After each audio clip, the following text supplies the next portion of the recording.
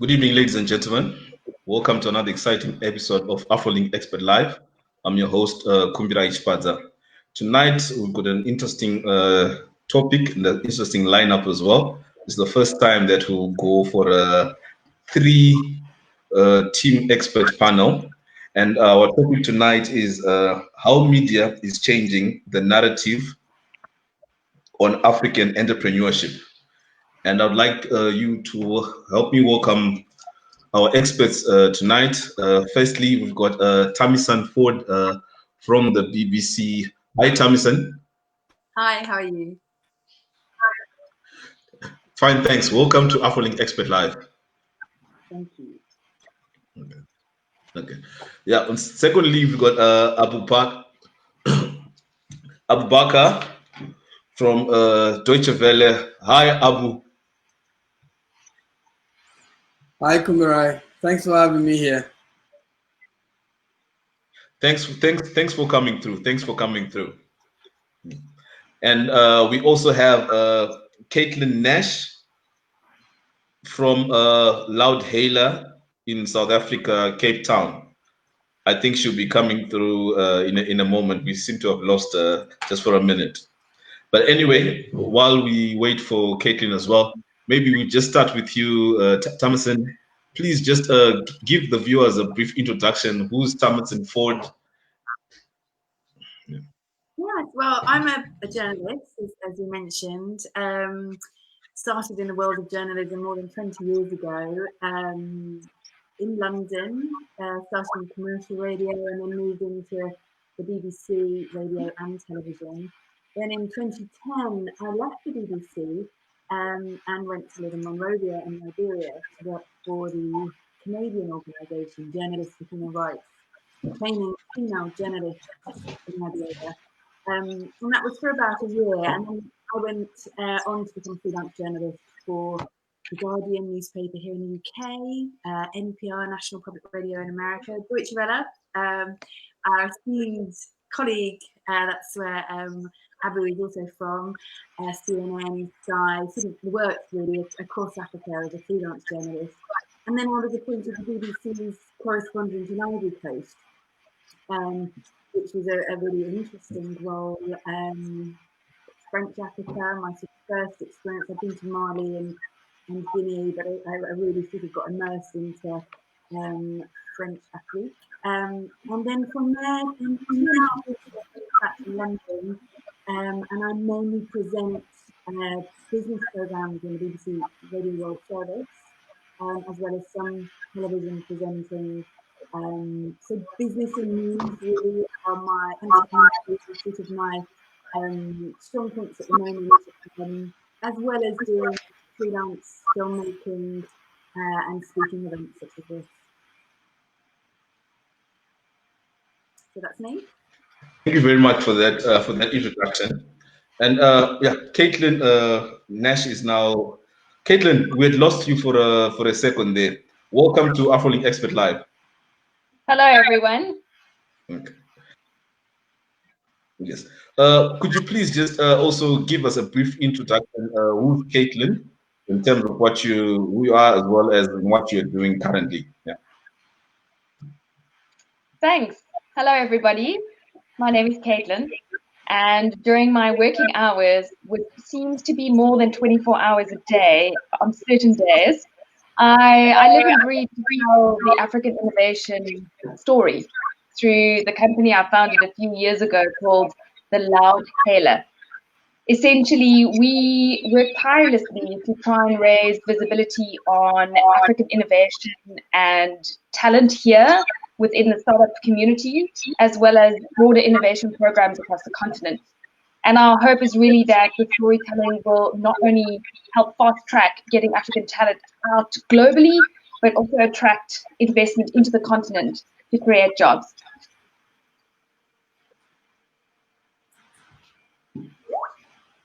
Okay, thank you very much. We'll talk more. We'll extend more on that as well. And now over to Abu-Bakarr Jalloh, over from the Deutsche Welle. Tell us, who's Abu-Bakarr? Well, I am Sierra Leonean.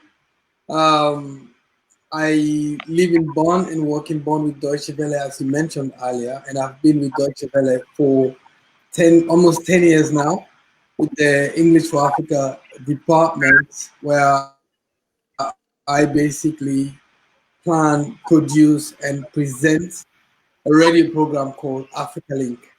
In between, I film and produce videos for web videos for Deutsche Welle English Africa program. But at the same time, also produce video materials for our television program.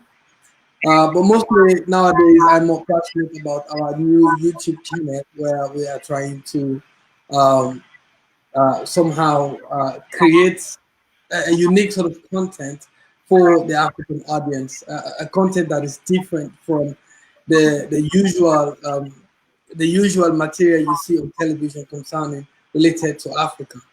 And before Deutsche Welle, a stringer for Associated Press in Sierra Leone. And while I was doing that, I traveled across Liberia, Ghana, Nigeria, and did a couple of stories there. I did that for about 5 months, and I worked for local media, local televisions and newspapers. And it's interesting.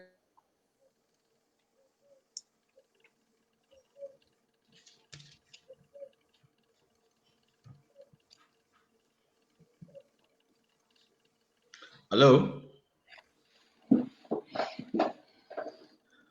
Yeah, yeah. We seem to have lost Abu there as he was finishing off on his introduction.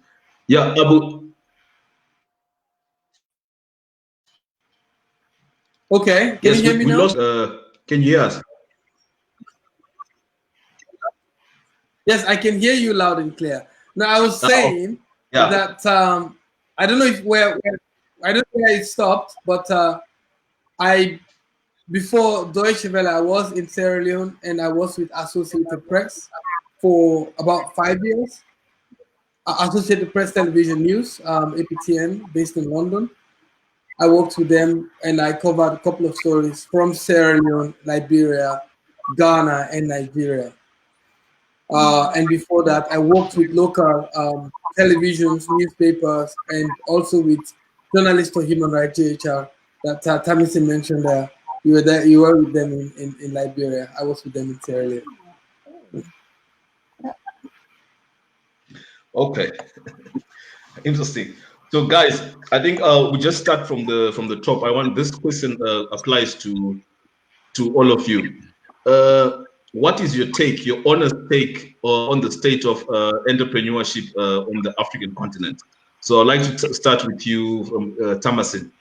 Yeah. Well, it's a really interesting one because after living in West Africa for 8 years, really, Abby's stomping ground. I can't believe we didn't come across each other at some stage. But when I arrived in 2010, it was really before the era of smartphones. We had them here in Europe, but we weren't really using them in the way that we do now. And so I saw in the 8 years that I lived in West Africa, the sort of transformation, from mobile money to farming apps to maternity healthcare apps to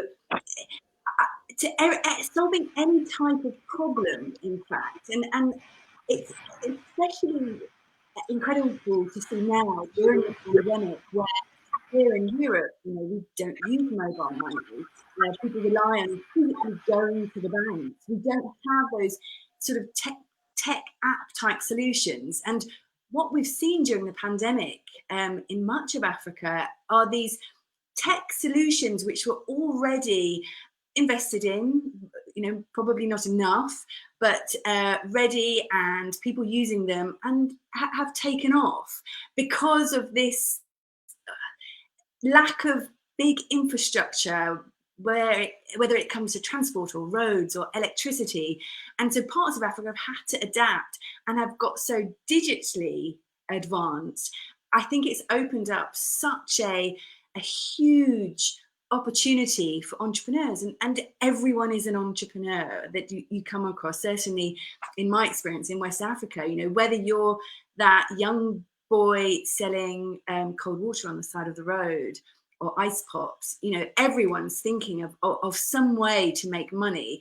And I think this technology, the boost in technology we've seen globally over the last 10 years has really put entrepreneurs in parts of Africa in such a good position, because they're hungry and ready and have grasped it in ways that we haven't seen in the sort of entrepreneurship circles here in Europe.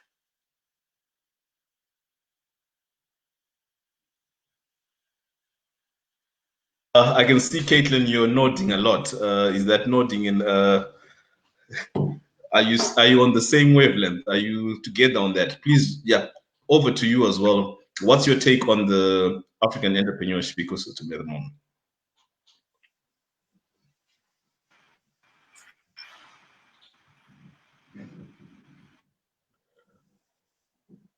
I can't. Caitlin, we can't hear you, Caitlin. Please try and refresh. Yeah, please try and refresh. Yeah, Abu. So Abu, maybe you might, yeah, you can answer while we get Caitlin back. Okay. To be honest, I was a bit shocked and surprised by how people in Europe were shocked and surprised about the entrepreneurship in Africa during this coronavirus outbreak. I saw some of the stories also covered by my media house, by Deutsche Welle, saying, "Oh, there's this tech innovation in Senegal about this."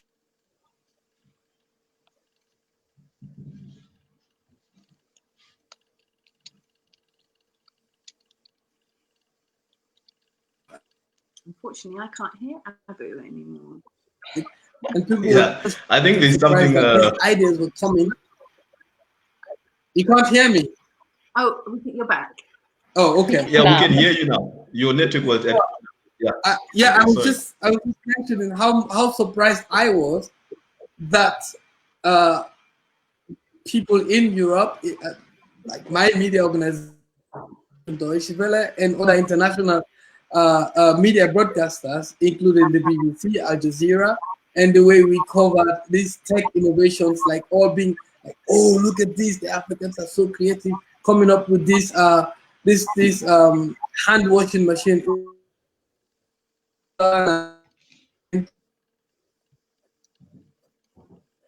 In the country, and us not being put in focus on it. And now at this particular outbreak, now we are talking about it. So first of all, I was happy that, you know, we are talking about it, but at the same time, I was extremely shocked finding that I was shocked at the fact that people in Europe were finding it for the very first time.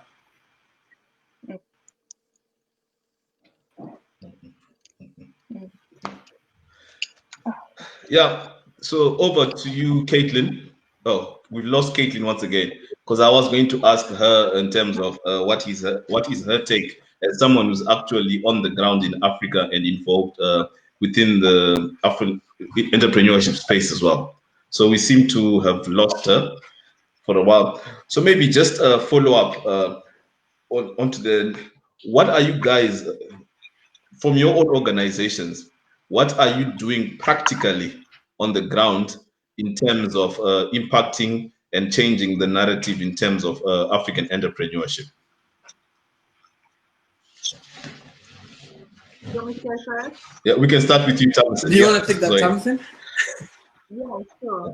Well, it's interesting actually. So when I was the correspondent in Ivory Coast, in terms of the BBC across the whole of Africa, Ivory Coast wasn't generally a breaking news country. You know, it wasn't Nigeria or Egypt or Kenya or South Africa.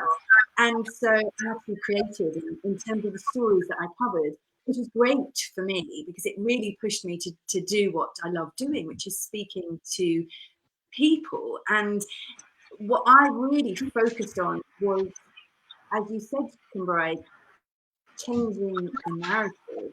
And that point that Abu mentioned, you know, that the surprise that people in Europe or North America have about the success of entrepreneurs. And that was, if you look at the work that I largely did for the 6 years in Ivory Coast, it was profiling successful businesses, entrepreneurship,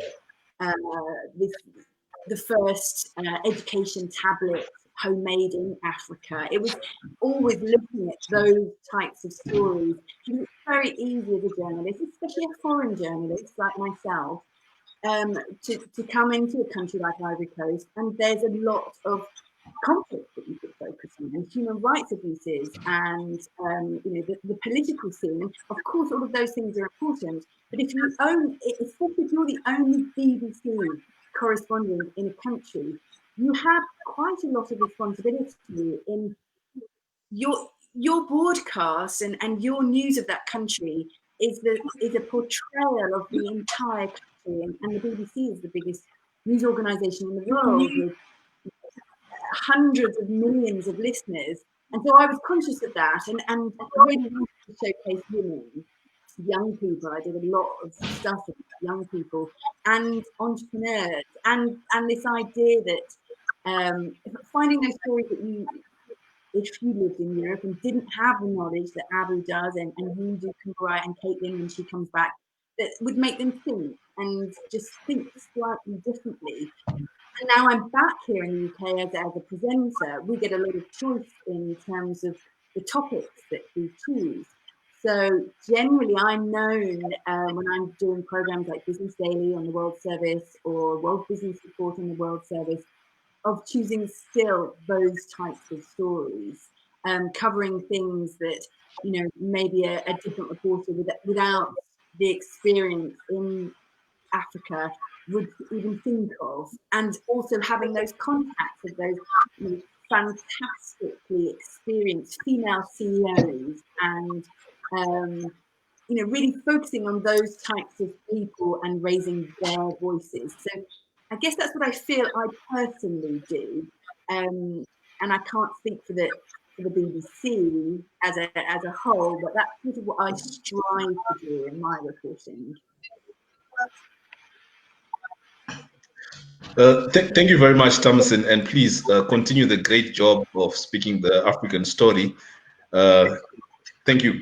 Caitlin, we missed you a bit. I think I'll just give you a double-barreled question in the sense, what is your take on the African entrepreneurship ecosystem? And secondly, what is Loudhailer also doing practically on the ground in terms of pushing or changing the narrative of African entrepreneurship? Yeah. Thanks. Oh, gosh. It's okay. It's okay. Yeah, we can hear you though. Caitlin? I think we lost Caitlin again. I think we did. Maybe Abu, you can answer that question. Yeah. Let me say.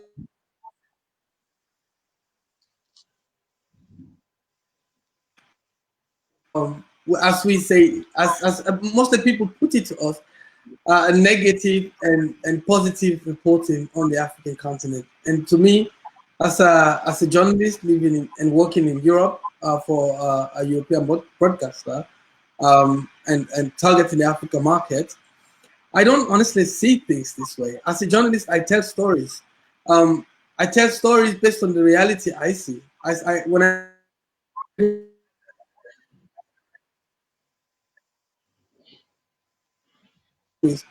I'm inspired by what young people are doing, and I tell those stories. Some of it is positive, some of it is negative, but that is my job as a journalist. When most certain media houses come and say, "Oh, we need to tell the positive stories of Africa," to me, I consider it as a bit of tokenism. Like, you know, you're doing it not because it's part of your job, your responsibility. You're doing it because you feel like you have to do something for the real job that you do. For what I believe and understand is that we need and have to report the continent as it is. The problem with most international broadcasters on the continent, they see Africa from the 1980s or the 70s, in fact. So the sort of broadcasting, the sort of reporting style that used to be done in the 80s, it's the same sort of imagination that some editors, some reporters in international international broadcast.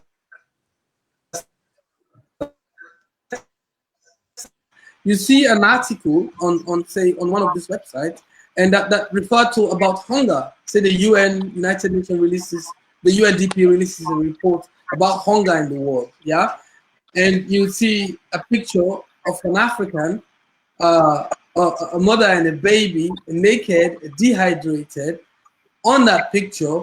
And the story is talking about hunger in the world, and this does not have anything direct to do with that naked baby, that malnourished baby in that picture.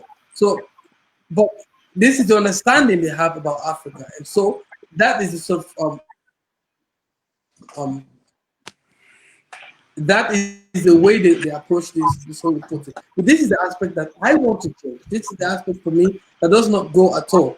And when I am advocating across my journalist colleagues and saying, and whenever I see this, for instance, if Deutsche Welle publishes an article on this, I am particularly directly writing an email to our editor-in-chief and saying that is a no-go. That picture is a no-go. If I see an editor, there are a lot of changes that we are pushing for in-house, and these things are happening. It's not, we won't see results right now, but the changes will come at some point. But it takes a lot of people to work from different media houses for to set a particular trend. When this trend happens, I think the rest will follow. Yeah, that's interesting points you raised there, especially you talk about tokenism in the sense that people sometimes feel sorry for Africa, but during the Corona period, Africa has shown that our entrepreneurs are quite innovative, as Tamasin has also pointed out. I think that is very good, Abu. Please keep up the good work. As Africans in Europe, as Africans in the diaspora, we must also be the ones that push the African story, also tell the real African story as well. Because it also comes to a point where sometimes a lot, even some NGOs get Africa getting money using those unfortunate pictures that you're talking about. So people outside Africa always have that perception of Africa. So yeah, Caitlin is back. Caitlin, you now have 3 questions, but I'll just go for the first 2. Should I repeat the first 2 questions, or you remember? No, I'm fine. Okay. I am starting with a good you can laugh. pick it up. I'm having a good laugh. I've Okay. got 2 different laptops, and nothing works in Africa as well as the mobile phone, and everybody knows that. So this is a good example of why our technology is awesome here. I have a couple of things to say with regards to how is entrepreneurship doing on the continent.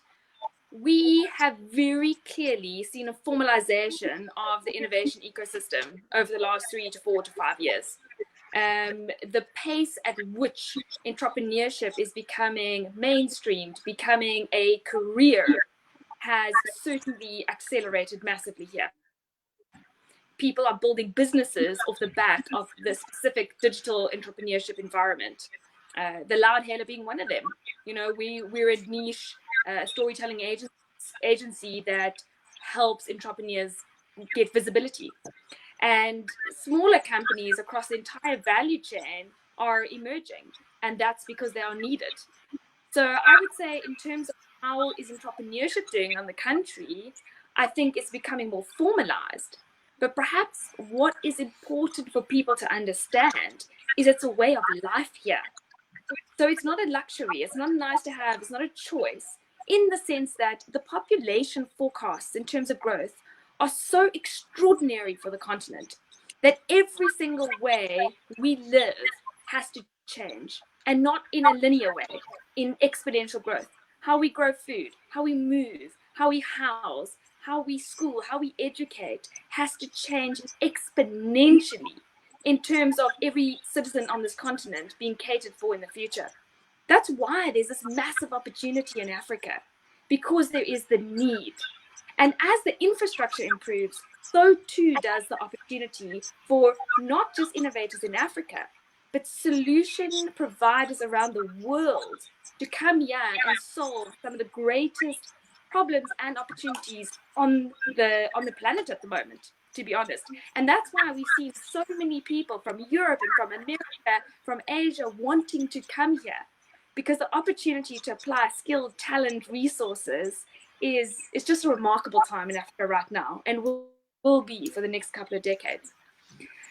In terms of what are we practically doing, I have to agree with my peers in the industry here.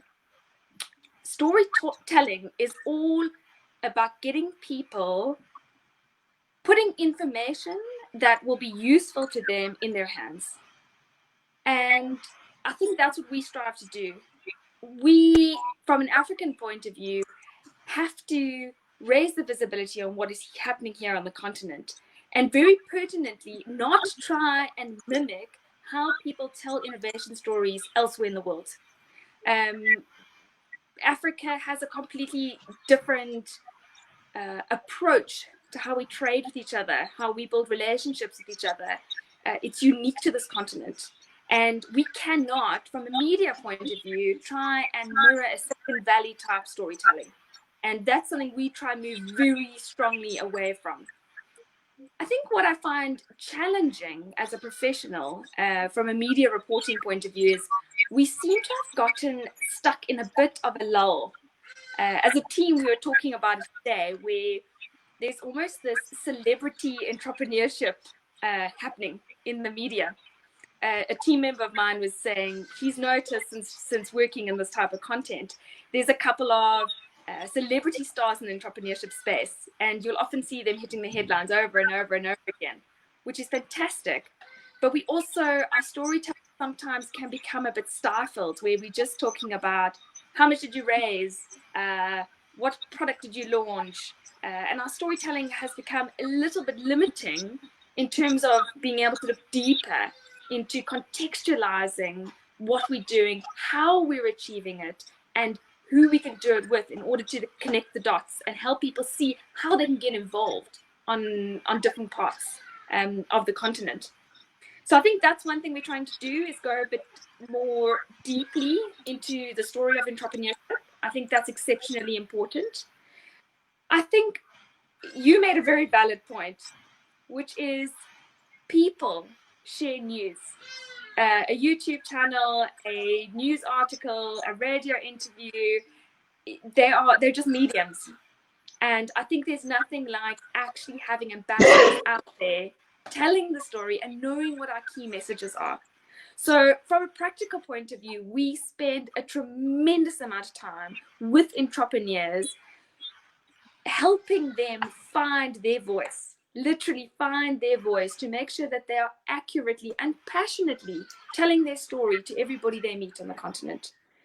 I think these are important points. My final one would just be something that is very pressing, is that international media relationships strengthen in Africa. And I'm sure everyone has seen that.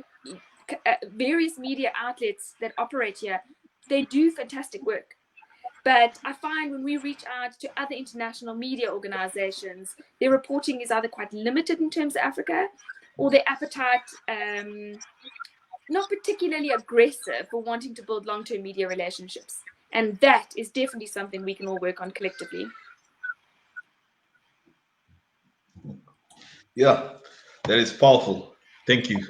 I mean, I liked where you talked about a way of life, that entrepreneurship is not a game in Africa. It's a matter of eating or not eating. When you talk about lockdown, you're not talking about people not being able to go to work. You're talking about people not being able to feed their families. So these are the challenges that people are facing on a daily basis. And this is where the innovation is needed from the startups, from the entrepreneurs as well. You also raised a good point about celebrity entrepreneurship. We, as Afrolynk, we've also noticed the norm as well. And that is why, together with you, our guest today, we have decided also to come up with the Top 50 Africa Impact Startups 2020. We also want to do it in a different way, whereby we want to involve our partners from the media fraternity, our partners, those that we work with, as well as the ordinary and general citizens on the African continent and across. The team behind the scenes is also going to be sending you where you can also nominate the startups or the entrepreneurs that you feel have made an impact, especially now during this COVID situation across the African continent. And we are going to be announcing the winners on the 25th of September during the Afrolynk conference. So that was just to go hand in hand with what you talk. We want to run away from celebrity entrepreneurship. We want to tell the stories of that someone deep down might be deep down in KwaZulu-Natal in South Africa. They might be deep down in Kano province in Nigeria. We want those stories, the ones that people don't know about. Thank you very much. So, Tamasin, my next question now would be, what do you think should be done more in terms from organizations such as ourselves, as Afrolynk, together with our partners like yourselves? What more do we need to do in terms of not only changing the narrative, but in terms of telling the true story on the ground?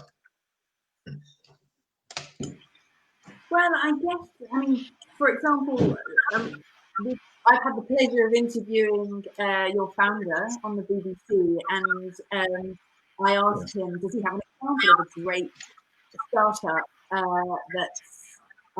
that's risen quite dramatically recently, and he did, and passed those details on to me, and then I interviewed that startup. So I think it's doing more of the same, isn't it? It's making the most of your contacts, whether it's with Abu or me or other people across different media organizations around the world, locally, internationally, and it's trumpeting yourselves and trumpeting other startups. And the BBC is quite a strange one because we don't really have relationships with organizations because we're a state-funded broadcaster. But one thing that I've found interesting, and we all know, talking about the ecosystem of entrepreneurship, we all know about investment has been increasing year on year, and 2019 was a record year for investment for startups, technology in particular, across Africa. But what's not reported on so much is that actually a lot of this investment goes to white foreign founders of organizations based in Africa. So, and also a lot of that money comes from outside of Africa. What I would like to see more reporting on is this issue that the figures are quite startling. And if I can just bring some up for you. So, for example, last year, only 20% of venture cash came from Africa-based investors. But 80% comes from outside of the continent. But what I found more startling is the fact that globally, everyone recognises that people want to make a profit, and if you're an investor, there's a lot of money to be made within Africa. But what's not reported on so much is that a lot of this money doesn't go to startups founded by African people. It's often founded by foreigners who are then based within Africa. Maybe they've got a great idea, or they're moving, replicating an idea that they've found that works in North America and replicating it in Kenya or Nigeria. And I think that it's been a bit more wily, and the reporters are a bit more wily about that. And we can talk about the growth of African startups, but we want to hear about, I personally want to hear that, and I think we want to hear more from stuff happening within Africa by people who are from Africa, and I think that's quite an interesting area in terms of reporting that I'd like to see more of. Okay, thank you very much. So a lot of money being made in Africa on the startup scene is not staying in Africa. Yeah. Interesting statistic. Yes. Abu, speak for us. Yeah. A lot of interesting projects that Kathleen mentioned before. I wanted to say a bit to.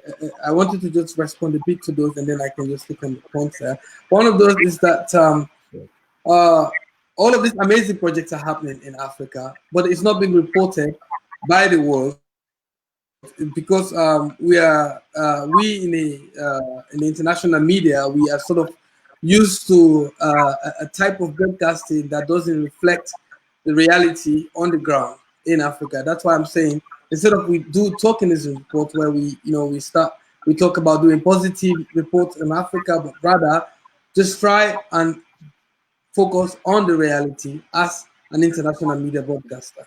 Actually, what is going on there represent, because this is the picture that the rest of the world does not see about Africa. Someone in Europe only thinks Africa is poverty, disease, and that sort of thing. But when they go there, they don't get to see or hear about this sort of project because they stay within a certain line of communication, which is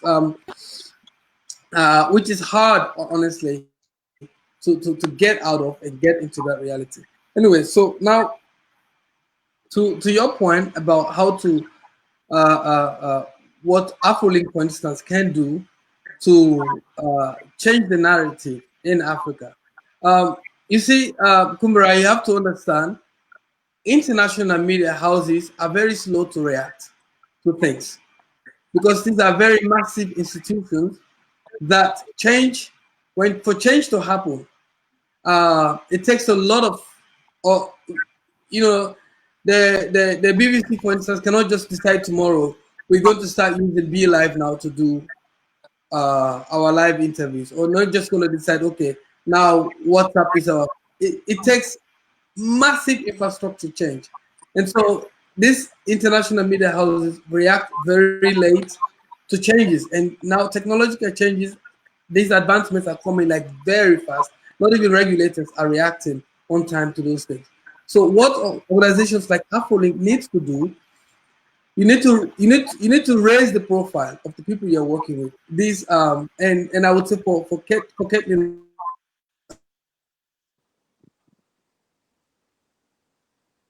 Oh, we missed the advice for Caitlin.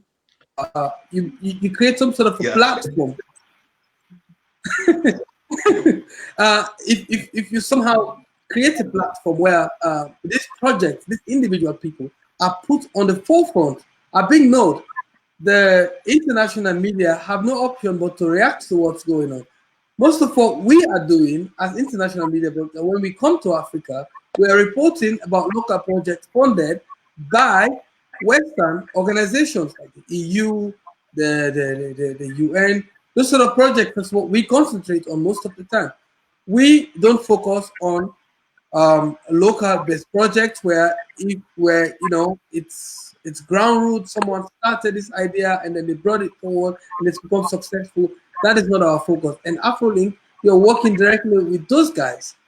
So if you start raising those profiles, you put those guys on the map, give them platforms for them to express themselves, websites for them to expose themselves. The international media have little option but to react to what's going on. Okay. Thank you very much, Abu. Yeah, and one of the platforms that we are doing as Afrolynk as well is the Afrolynk Conference 2020 in September, which for this year, for the first time, is going to be a virtual event, and it's going to be a global conference. So to our viewers, please watch on our social media as we'll get more information about this exciting virtual global event. Caitlin, I saw you nodding again. Over to you. You know, when we have these online conversations, we really want to have interesting and meaningful conversations. And something I wouldn't mind if anyone listening to this call had a thought about was, we thought a long time ago, when we take Africans out into Europe and into America, and I mean literally 20 of us go to France for Viva Tech, and we're going to showcase some of our talent and market exposure and access to VC, etc., etc. That's great, but highly limiting given the exchange rate and the currency, right? It is extraordinarily expensive for South African startups or innovators or entrepreneurs to travel, right? Obviously, COVID has changed that somewhat. But from a storytelling point of view, we got to a point where we thought we would like to contact some of the international media houses or some of the journalists and invite them into Africa, because we could then show them so many more startups. And we encountered an interesting problem, which ethically I understand, which is a lot of the media houses declined and said, if you pay for our trip, you know, we're under a lot of pressure to report. You know, there was kind of like this ethical code of conduct problem. But it's a conversation and dialogue we should have more within the media, because it would be far more practical and far more sensible to be able to pay for a handful of international journalists to come out into Africa and spend time with us than to try and take Africa out into the world. That's just one conversation. I'd be very interested to hear what everybody else in this call has to think about that. And I was also nodding just to say, how could Afrolynk or how could Europeans, Americans, people outside of Africa help? I think it is exceptionally important that when one is setting an agenda, any agenda, whether it's for a conference or for a media story or for a publication, that you are really consultative in your approach, and that you have the voice of people in Africa. Because sometimes you always wonder, what was the agenda of this media piece or of this process, and whose agenda is it, and why was it set? So I think it's just to constantly challenge ourselves. There isn't a start and an end point to a conversation like that, but just to be incredibly mindful of what narrative you are driving forward, and that we are very clear as to who is setting the agenda and how actively are those who work in Africa. And I don't say you have to be born here or you have to be from here, because there are wonderful people who contribute to the development of this continent who aren't necessarily born Africans. I think it's just to constantly challenge ourselves about agenda setting. And that's as relevant today as it was 50 years ago.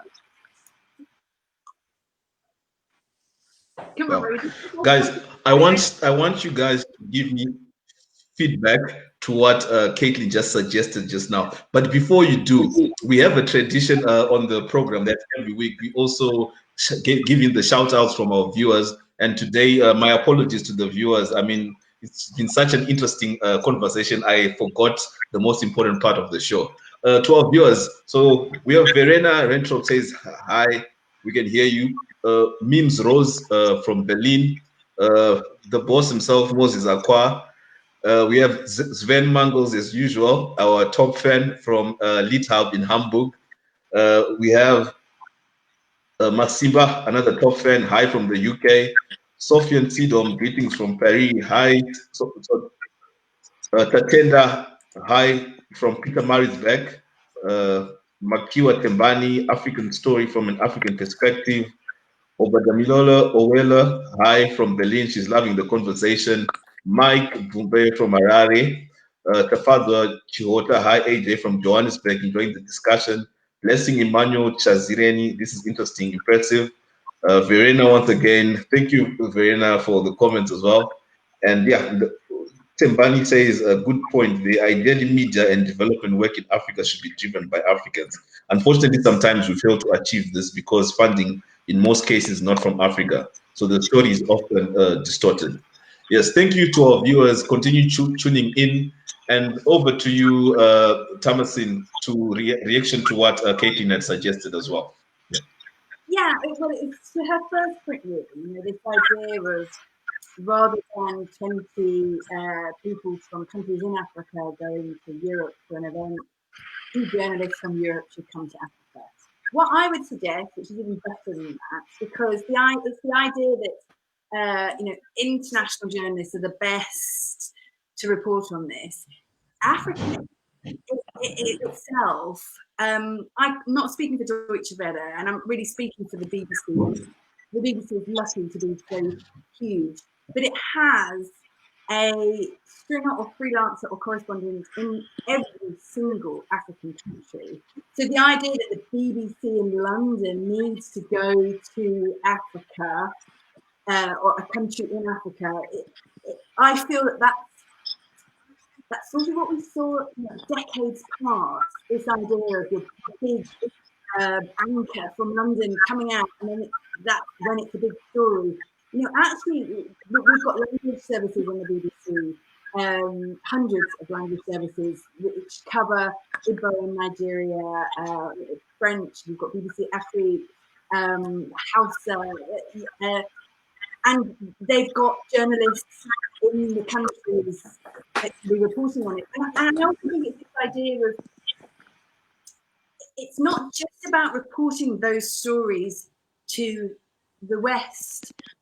I would say arguably it's also about getting those stories out within countries. So yes, if you're listening to BBC Hausa, you wouldn't be listening to it on an FM station in parts of Europe, but you could access it online nowadays. Generally, it's being listened to by people who speak the language. And surely those are people that you want to be hearing those stories too. And one of the things we found at the BBC in terms of the interest in certain types of stories from within the continent of Africa are those entrepreneurship stories. They're the ones that people want to hear about, because it's this idea that you also can aspire. My neighbour did it, I therefore can do it. So I would say, rather than this idea of paying for reporters, if I'm doing something for the BBC, I can't take any money off anyone. You can offer to buy me a flight, put me up in a hotel, but it's just not something. And you also wouldn't want the journalists to do that either. You want the journalists to be speaking freely. And there will be some journalists, I'm sure, who would accept that. For certain media organisations, maybe they don't have enough money, maybe they pass those ethics guidelines. But that was sort of back in the day, when the UN would pack a load of journalists onto a flight and take them to a corner of the world and show them X, Y, and Z. I feel like now, in 2020, when smartphones, everyone's got one, we can hear from people without going there.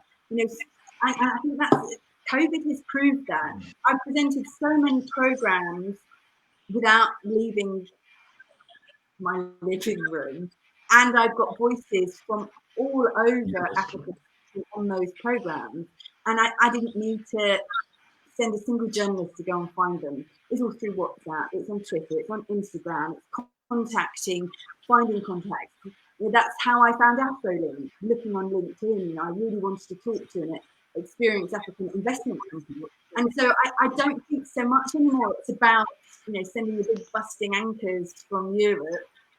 Let's hear from people who are already there to tell the story. That's part of the reason I'm not there anymore. It's not my story. I had an absolutely fabulous time and experience, and the depth that's improved my life, but it isn't my story anymore. And I think 2020 nowadays, it's really what we're hearing about. We don't necessarily want to hear from people about someone else's story. We want to hear from them, and I think certainly the BBC is definitely moving in that direction. For the first time ever, our big busting Africa correspondent is not an old white man, and I think it's brilliant. It's really what we want to see. She's Ivorian woman who's excellent, half Ivorian and half Ghanaian. So I really think that's the way we're moving, and it really isn't about bringing journalists from Europe or North America to report on stuff in Africa. It's not the way forward. Okay, thank you. Yeah, and to add a bit to what Tamasin was saying, that I totally agree with you, and I think we from that sort of journalism where you'd have Western correspondents coming to the African continent and see this the way they see them, and then write and produce the story and return back home, and then that's it. I think for me, my personal experience has been the difficulty of reaching, especially young startups across Africa. it's for me. I always say that it's very difficult to reach this startup. If, for instance, I'm producing a radio show and I'd like to get in touch with these guys, if I don't have their personal Facebook, of course I will use that. We use Twitter, we use Facebook, Instagram, WhatsApp to try and get this contact. But that for me is the difficulty. I think what these young ideas, these youngsters in Africa need to do is basically raise their profile. We journalists, we are in a unique position to tell and to change narratives, but we can do so. We can only do so if um, based on the situation on the ground. Um, if these guys are basically pushing forward, if these youngsters are pushing forward with their projects and their ideas, and that's the sort of stories I'm going to tell. If I don't see these projects and these ideas, and then I get to tell a different story. So my only suggestion here would be, instead of course, if you get the opportunity to bring young entrepreneurs to Europe, which is very expensive, to North America, it's very expensive. Um, they but they can of course do that. But one thing I need as well, one thing I'm always saying when I meet Africans, my African fellow Africans, is that exposure is key. I know a lot of the stuff I know is because I have got the opportunity to travel within Africa, across Europe, across North America, across Asia. Because of that exposure, I've learned a lot about certain things. So I think most of the mindset, most of the things that us Africans, they believe, the certain things we believe we hold on to that are holding us backward, is because we're not exposed enough to that extent. And most of you can agree with me in that. Kumbara, you can also agree with me on this, that because of your travels across Europe, it's opened your eyes to a lot of things. I mean, this 1 week, 2 week sort of travels to come to these events and then return back home. That's not the sort of exposure I am talking about. Exposure to realities, to seeing things. If you come to Europe and then see how much you have to, how hard you have to work as an African in order to make it in Europe, you won't sit on your bedroom in Africa and then say, I'm going to do everything possible to get to Europe. You don't care how you survive out there. You just want to get there, you know? So if people have that exposure, this information at hand, I think they will be able to change the narrative, and my job as a journalist somehow will be a bit easier to tell these stories. Thank you, guys. We are running out of time.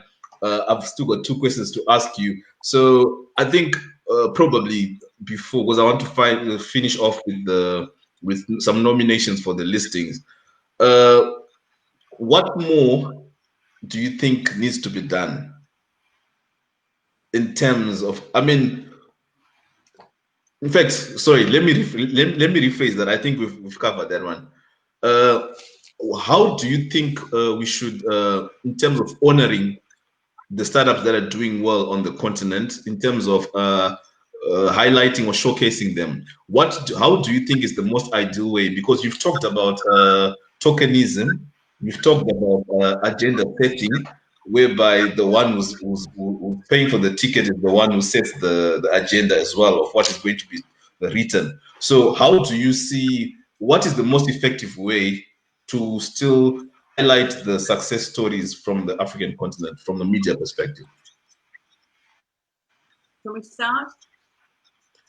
In any particular order, in any particular order. Well, then briefly, because I know we're running out of time. I would say I'm not sure that I totally agree with this idea that if you profile a successful entrepreneur, you're tokenistic. I think is what Abu was sort of getting at. You know, I'm presenting a program on the BBC and it's called Business Daily. It's a daily program of 20 minutes. And I pitched to the editor, I want to do something about technology entrepreneurs in Africa. I don't think that's tokenistic. I think that's looking at what's happening across the world. You know, we hear so much from North America, from Europe, from Asia.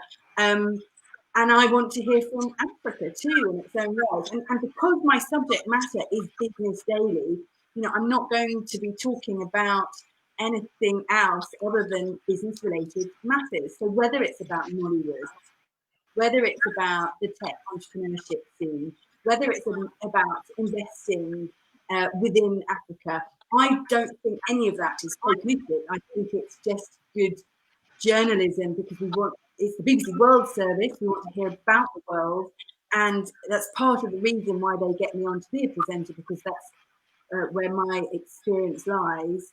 And it's a great opportunity for me to get organisations like Afrolynk on. I'd love to get Caitlin's contacts for Loudhailer, but I think that, so in terms of how to recognise entrepreneurs, it's about finding those programs on different media outlets, whether it's Deutsche Welle, whether it's NPR in America.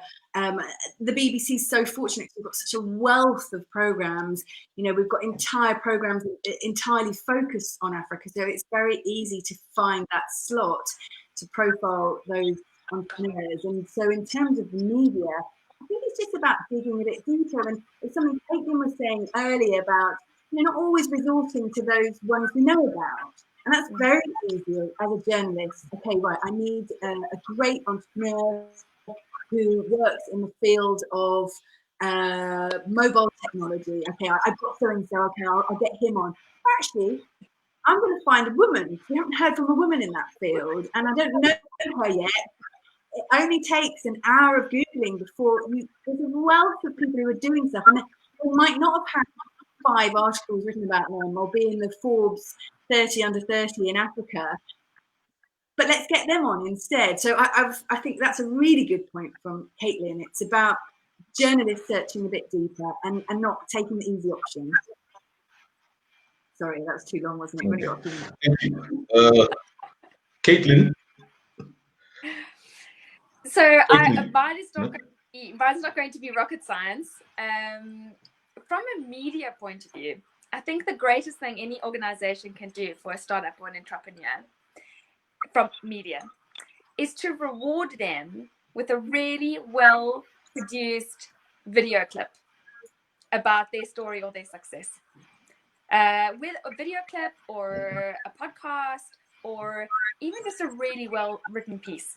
Because like my peers on this call, we're very passionate about what we do. And it's not often that a business owner or a startup either has the time or access to skills of somebody who can tell their story well. So I think from a media point of view, just doing it justice, just capturing that moment in time to tell their success and capture their success. You know, we live in such a virtual world now that a piece like that goes very far. And outside of being able to drive it and amplify the volume online, I know and have seen it time and time again how media assets help close investment. You know, these guys in their presentations, these women, these guys in their presentations use media clips to get across the message of their product or their purpose or their opportunity or their ambitions. And they will reuse that material over and over again. So as a reward, you can never, ever go wrong with a really well-produced piece of media content.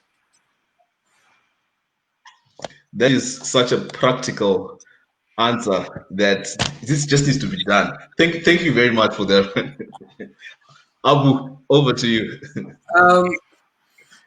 As a journalist, my job is to tell stories, and I tell stories, and I basically I don't just focus on tech entrepreneurs. I tell stories on different aspects in life. I've been focusing more on tech entrepreneurs. That's how I met Moses, for instance. I started this YouTube series called Africa's Finest. So basically, my intention behind this is to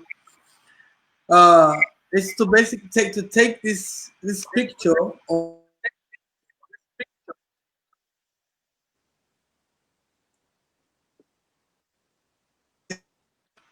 brothers and sisters are doing in Europe.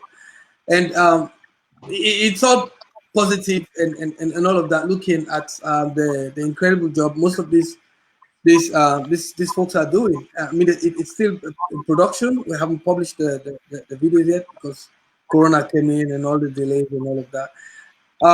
But what I'm trying to say is that we can, as a journalist,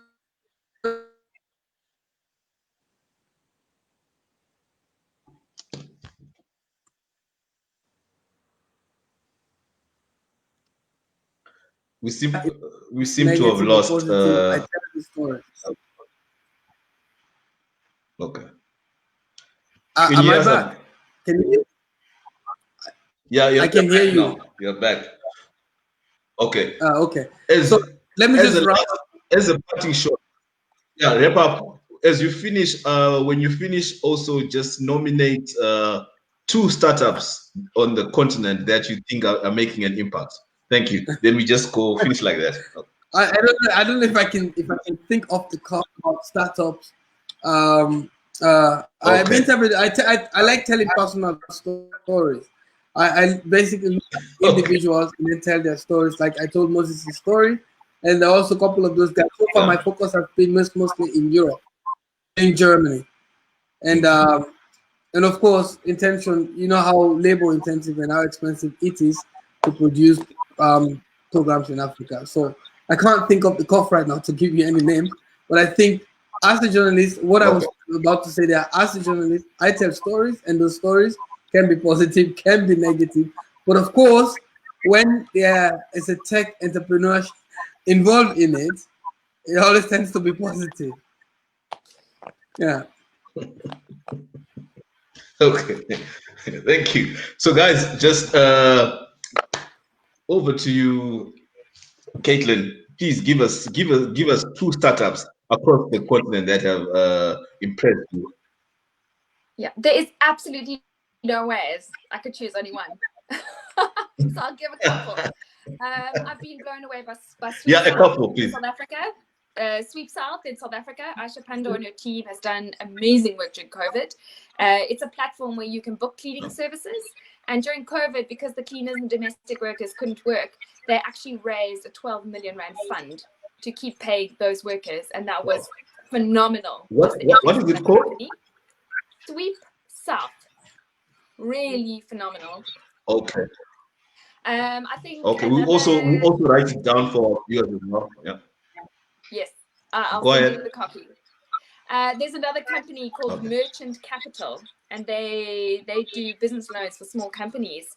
And same time during COVID, they launched a fund specifically for the restaurant industry. And I'm sure around the world, the hospitality industry has just been annihilated.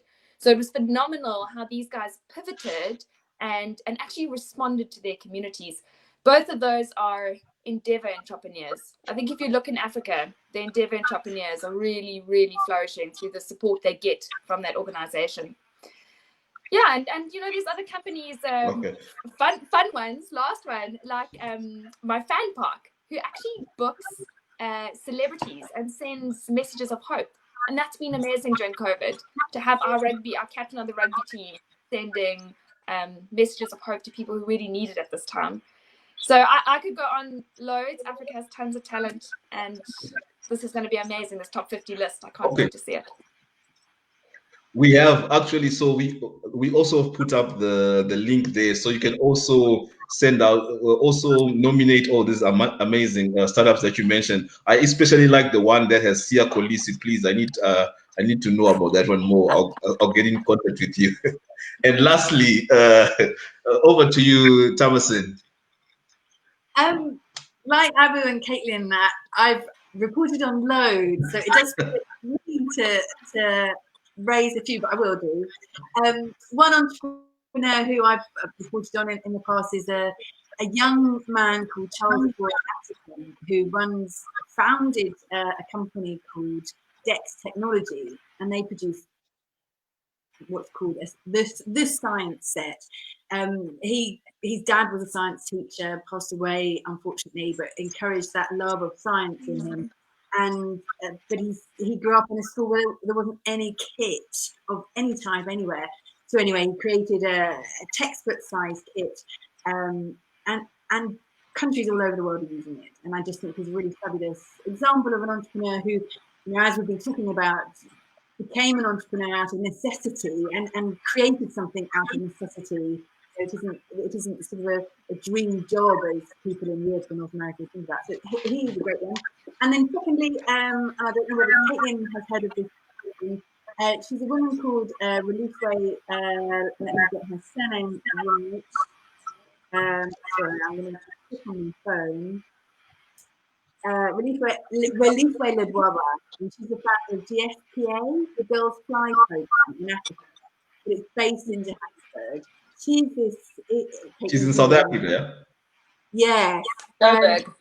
She was the first black female helicopter pilot for the police force.